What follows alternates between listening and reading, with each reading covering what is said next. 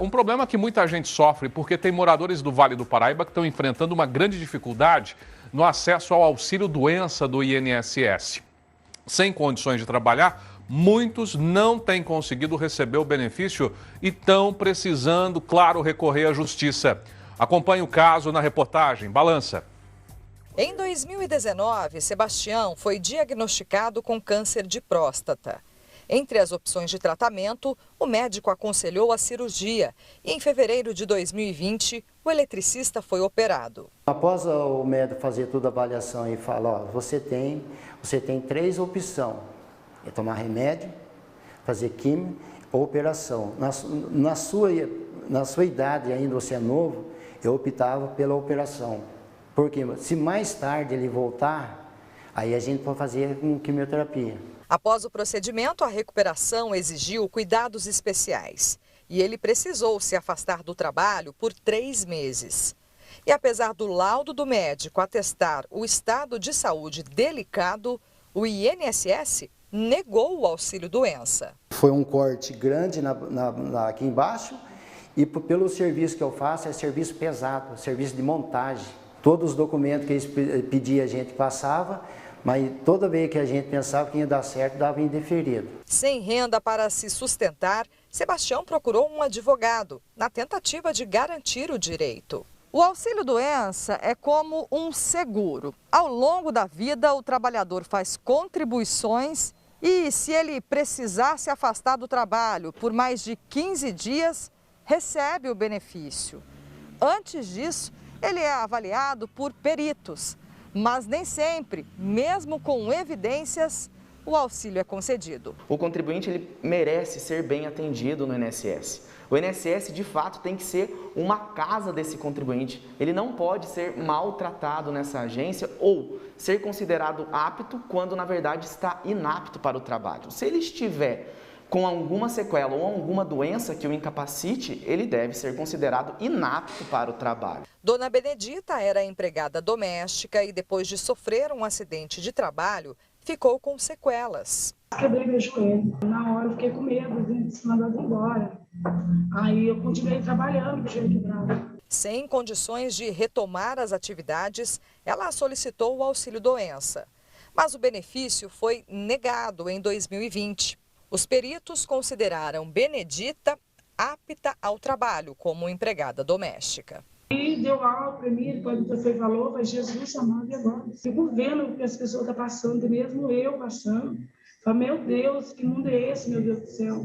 E ficar nessa situação, que a minha vida foi trabalhar. Especialista em direito previdenciário, o advogado afirma que em muitos casos a única maneira de garantir o benefício é recorrer à justiça. E o processo pode demorar. A justiça ela é muito morosa, tá certo? Num processo judicial, mas o INSS também nos recursos administrativos. O contribuinte precisa disso para comer.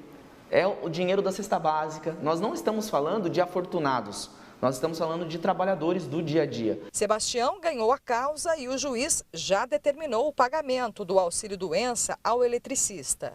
Mas as contas continuam atrasadas, porque até agora o valor não foi depositado. Para a gente é humilhante, porque é o direito que a gente tem e você tem que chamar, que nem o doutor Dennis, acionar um advogado para pegar uma causa que é seu. Agora, meio do ano, vou para 53 anos. Nunca fiquei desempregado na minha vida e nunca precisei do INSS. A única hora que eu precisei dele, me negou. É algo muito grave. Esse cliente tem que ir até a justiça para ter acesso a um direito que ele deveria ser concedido na autarquia, no próprio INSS. Alguns casos chegam a ser absurdos. Eu, antes de saber aqui o que diz, né, aí o INSS, achei muito interessante o que diz o personagem aí nessa reportagem, dizendo que nunca precisou e que quando precisa não vem. E milhares, eu acho até milhões de brasileiros sofrem com isso. Nunca precisa. Mas é sempre aquele ditado, né? Quando a gente não precisa, aí quando você vai necessitar de alguma coisa, o poder público, eu não digo esfera federal, nacional, não é.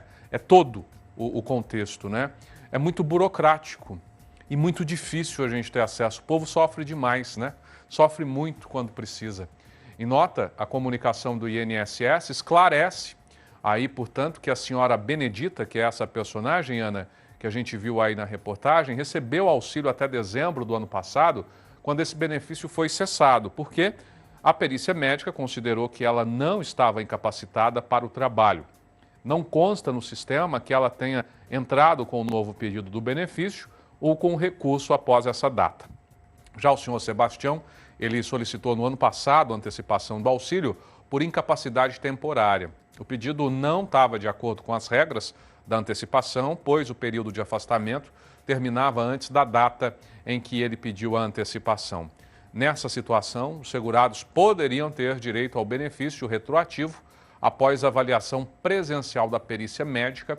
Para isso, era necessário que a perícia médica fosse agendada num prazo de 30 dias após a reabertura das unidades do INSS, o que, segundo o INSS, não foi feito pelo senhor Sebastião. A nota também diz que, caso os beneficiários se considerem incapacitados para o trabalho, podem dar entrada novamente no auxílio por incapacidade temporária. O requerimento pode ser feito pelo telefone 135, o site gov.br ou o aplicativo Meu INSS para celular.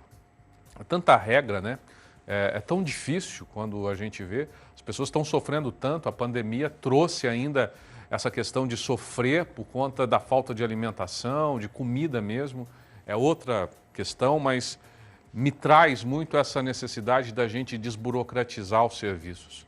É tudo muito difícil.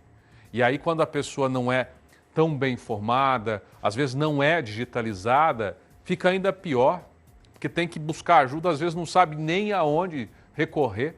Quem precisa do INSS geralmente não tem condição. E aí fica nesse sofrimento, vai para um lado, vai para o outro, sofre tanto. A gente tem sofrido muito. Eu fico, olha, com meu coração dilacerado quando eu vejo situações como essas de pessoas que não estão conseguindo colocar ali comida em casa. Seja por conta de uma perícia que não deu certo, seja por conta do dinheiro que não veio, ou seja por conta de um auxílio emergencial que é uma mixaria e que não dá para fazer nada.